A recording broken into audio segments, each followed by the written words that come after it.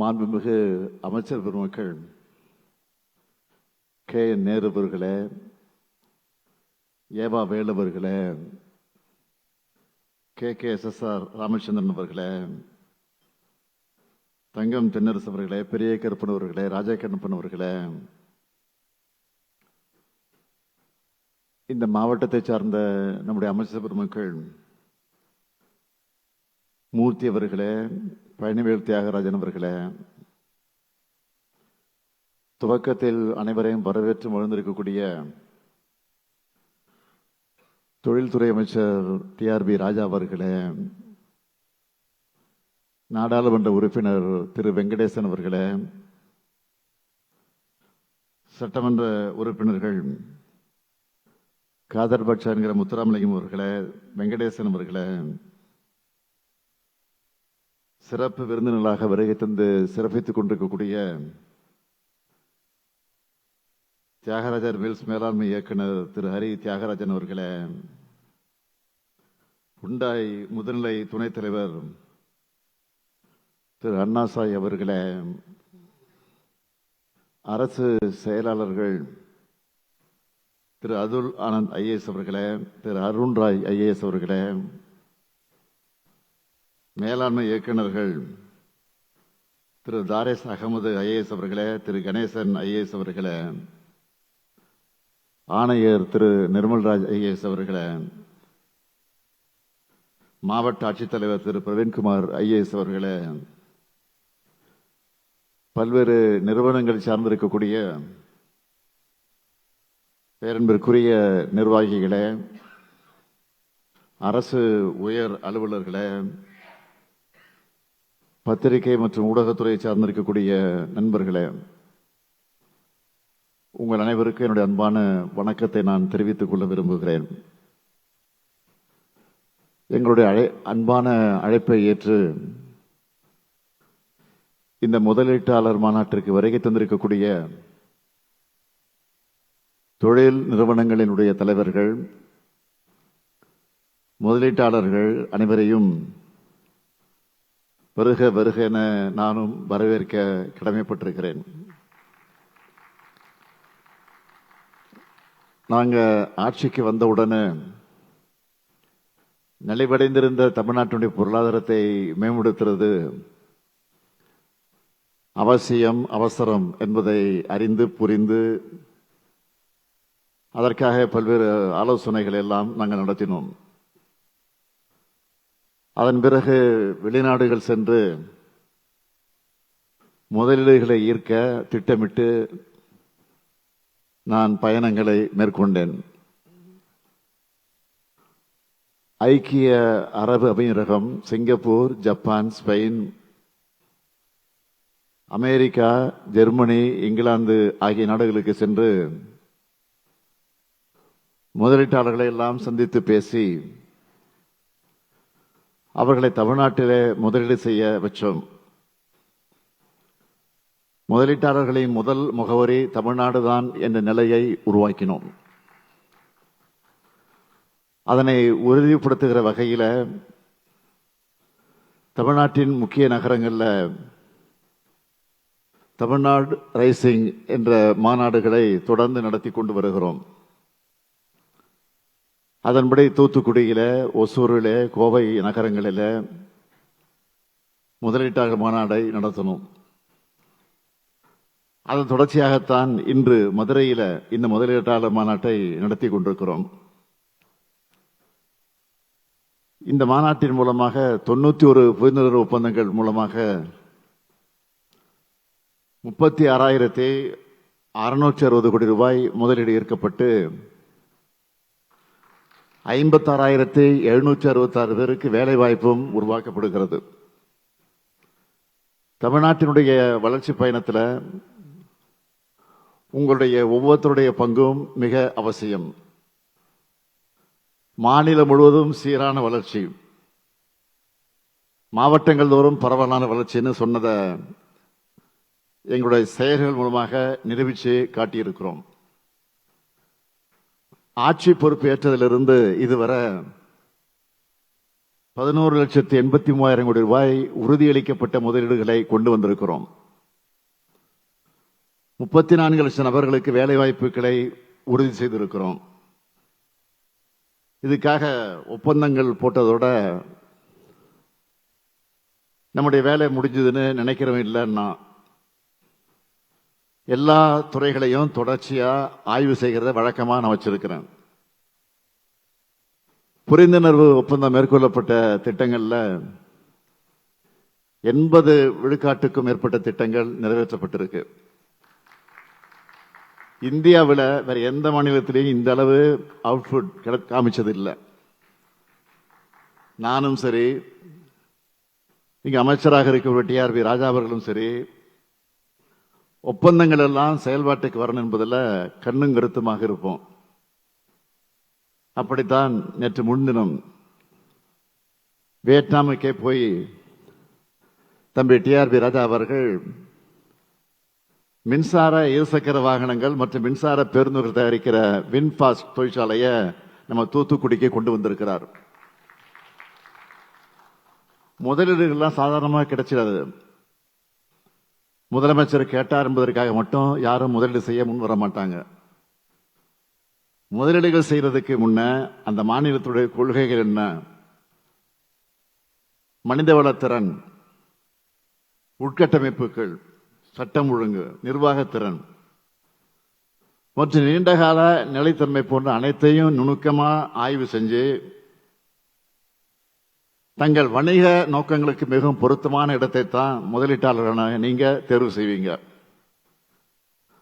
அப்படி தேர்வு செய்யறப்போ தமிழ்நாடு தான் உங்க மனசுக்குள்ள இருக்குன்னு அதை நான் கேட்கிற அளவுக்கு முதல் பெயரா நம்மளுடைய தமிழ்நாடு தான் இருக்கு என்பதில் நான் பெருமைப்படுறேன்.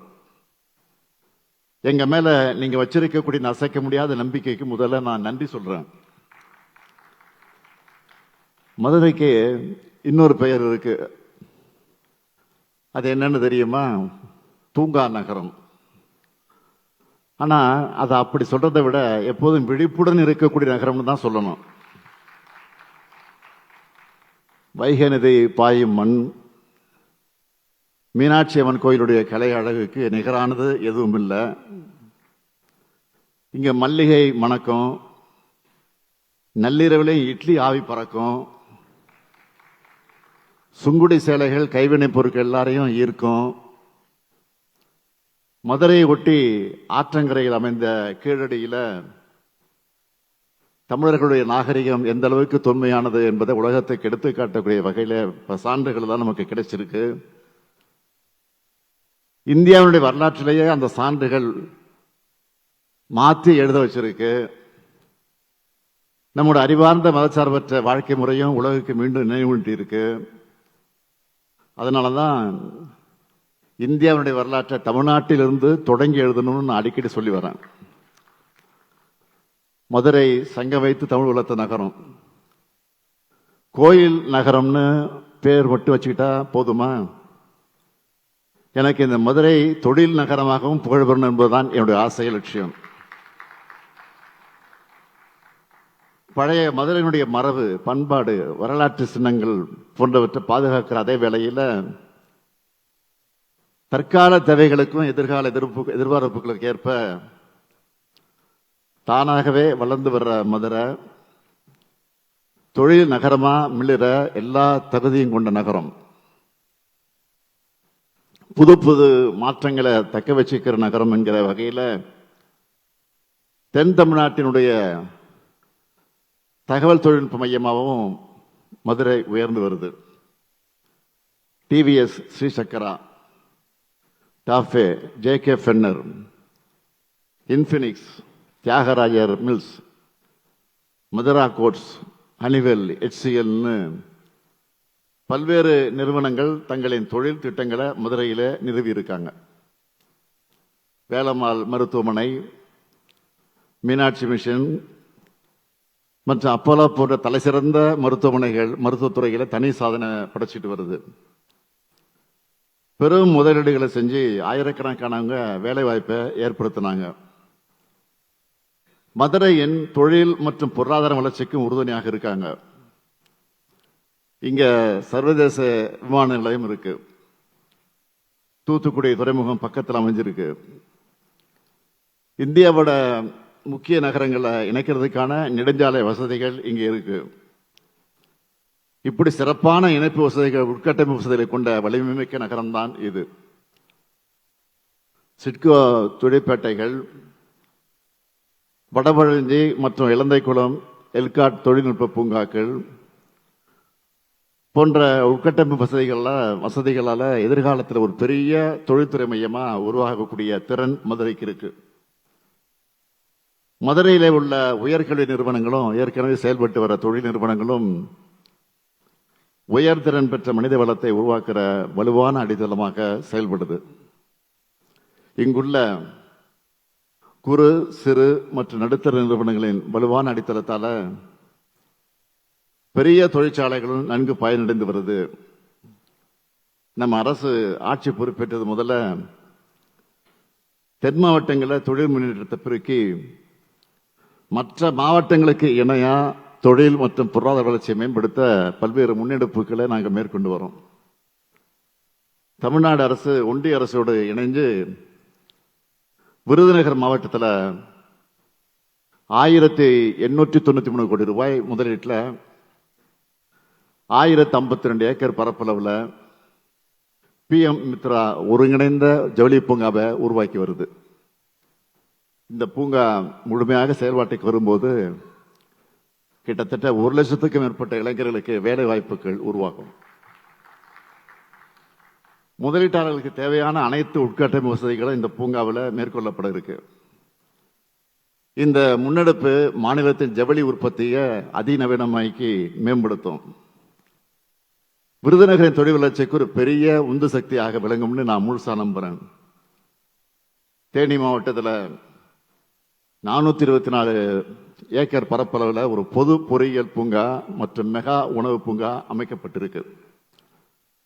சிவகங்கை மாவட்டத்தில் இலுப்பைக்குடி பகுதியில் 108 ஏக்கரும், கழனிவாசல் பகுதியில் 102 ஏக்கரும் தொழிற்பூங்கா உருவாக்குவதற்கு ஒதுக்கப்பட்டிருக்கு. சென்னை, கோயம்புத்தூரில் நிறுவப்பட்ட டைடல் பூங்காக்களின் பெரும் வெற்றியை தொடர்ந்து தகவல் தொழில்நுட்ப சூழலை விரிவுபடுத்துகிற வகையில் 2ஆம் மற்றும் 3ஆம் நிலை மாநகரங்களிலும் டைடல் பூங்காக்களை நிறுவுவதற்காக முடிவெடுத்தோம். மதுரை மாவட்டத்தில் 314 கோடி ரூபாய் மதிப்பிலான டைடல் பூங்கா அமைக்கப்பட்டு வருது. மதுரை மாவட்டம் மட்டுமல்ல, சிவகங்கை மாவட்டத்திலும் டைடல் நியோ பூங்கா நிறுவப்பட்டு வருது. விருதுநகர், திருநெல்வேலி மற்றும் கன்னியாகுமரி ஆகிய தென் மாவட்டங்களிலையும் டைடல் நியோ பூங்காக்கள் நிறுவ திட்டமிட்டிருக்கோம். ராமநாதபுரம் மாவட்டத்தில் புதிய விமான நிலையத்தை அமைக்கிற முயற்சிகளை மேற்கொண்டு வரோம்.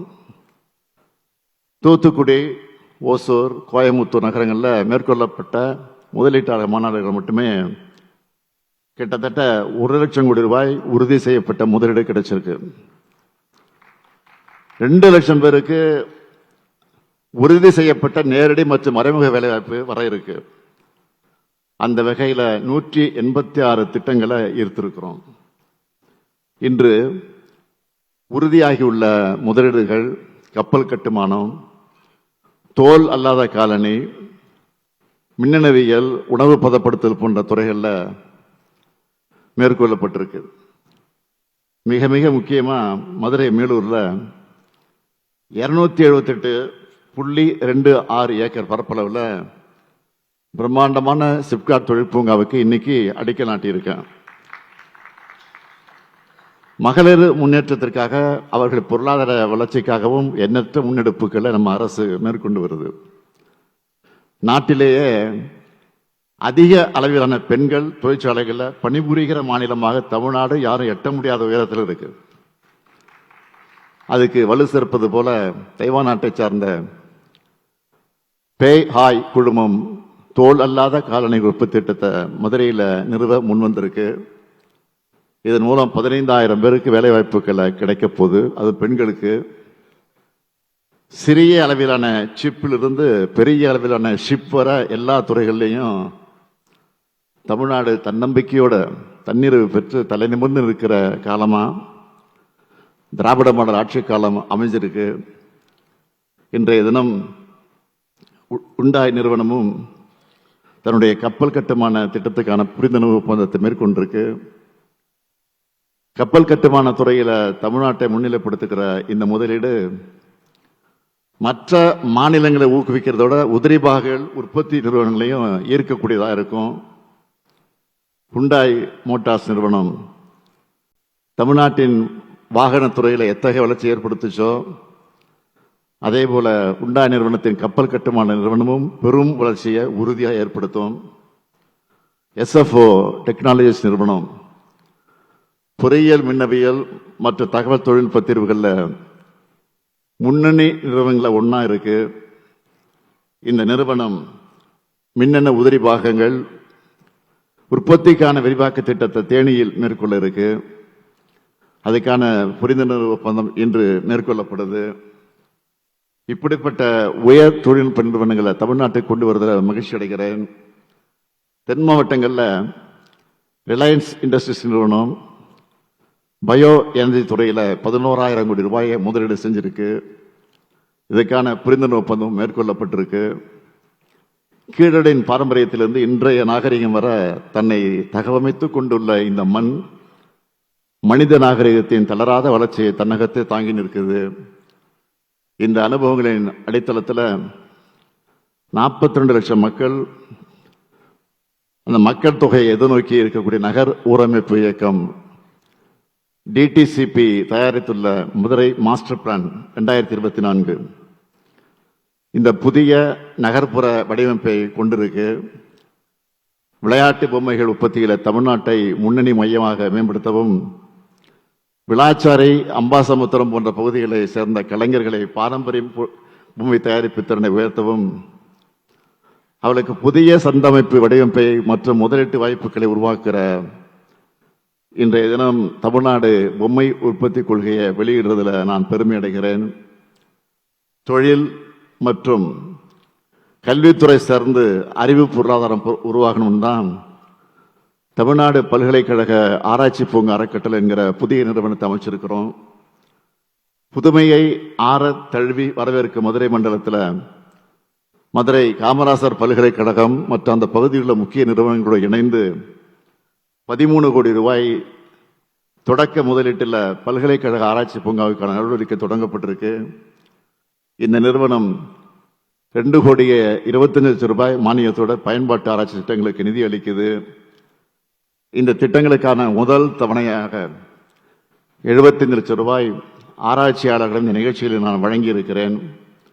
தமிழ்நாட்டை $1 டிரில்லியன் பொருளாதாரமாக உயர்த்தும் குறிக்கோளோடு நாங்கள் பயணத்தை நடத்தி கொண்டிருக்கிறோம். இந்த பயணத்தில் முதலீட்டாளர்களின் பங்கு மிக மிக அவசியம், மிக மிக முக்கியமானது. இந்த தருணத்தில் தமிழ்நாட்டில் முதலீடுகளை விரிவாக்க திட்டங்கள் மேற்கொண்ட அனைத்து முதலீட்டாளர்களுக்கும் என்னுடைய நன்றியும் வணக்கத்தையும் இந்த மேடையில் தெரிவிச்சுக்கிறேன். உங்கள் ஆதரவு தொடரணும். உங்கள் வருங்கால திட்டங்கள் எல்லாத்தையும் தமிழ்நாட்டில் நீங்கள் மேற்கொள்ளணும். இன்று புரிந்துணர்வு ஒப்பந்தம் மேற்கொண்ட நிறுவனங்களுக்கு என்னுடைய வாழ்த்துக்கள்.